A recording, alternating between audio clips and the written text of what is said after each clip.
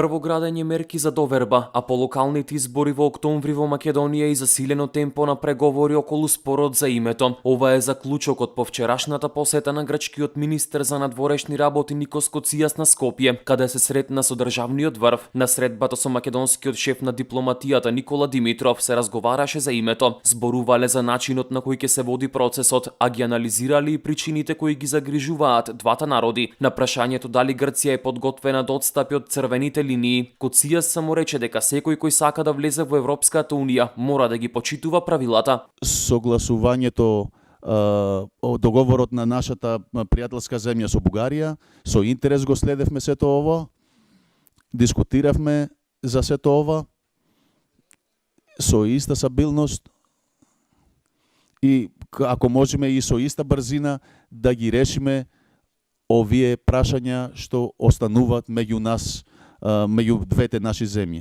Само позитивен пристап во решавањето на отворените прашања меѓу државите со меѓусебно почитување и разбирање е иднината на регионот, истакнал премиерот Зоран Заев на средбата со Коцијас. На средбата Заев и Коцијас се заложиле за продлабочување на довербата помеѓу двете држави, низ принципиелни односи и меѓусебна грижа за интересите на двете држави и на народите во нив. Коцијас се сретна и со собранискиот претседател Талат Џафери, а на средбата се согласиле дека мерките за градење на доверба успешно се имплементираат во повеќе области и било истакнато дека може да се посвети повеќе внимание на развивање културни проекти како мост за поврзување на двете држави и граѓаните, кои во континуитет одржуваат блиски и пријателски односи. Председателот Иванов пак на Коцијас му укажал дека најголемата мерка која ќе влијае на меѓусебната доверба и ќе создаде уште подобра атмосфера е ако Грција ги деблокира евроатлантските процеси на Република Македонија и овозможи да не и се ускратува правото на просперитет. Интензивирањето на севкупната соработка меѓу двете земји ќе придонесе во создавањето на позитивна клима, што е неопходно за надминување на билатералната разлика околу името, оценил Иванов на средбата со грчкиот министер за надворешни работи. Покрај средбите со државниот врв, Коцијас оствари средба и со лидерот на ВМРО-ДПМНЕ Никола Груевски. Како што информираат од партијата, се разговарало за односите меѓу двете држави, за актуелната политичка состојба, како и за состојбата со мигрантите и повеќе заеднички предизвици од регионален контекст, а од ВМРО-ДПМНЕ беше посочено дека партијата се залага за развивање на добрососедска политика, базирана на принципиелна основа и меѓусебно почитување. По вчерашната посета на Коцијас на Македонија, грчките медиуми со прогноза дека позначајни преговори за името би се случувале во периодот од завршувањето на локалните избори, па се до 2019 година, кога се очекуваат избори во двете земји. Грчките аналитичари, тврди весникот Катимерини, веруваат дека преговорите ќе добијат замав во 2018 година. Вчерашната посета на шефот на дипломатијата Никос Коцијас се толкува како чекор кон градење доверба меѓу двете страни. Инаку, грчкиот министер беше пречекан и испратен од зградата на Министерството за надворешни работи со протест на неколку десетици граѓани, организирани од Светскиот македонски конгрес и патриотски здруженија.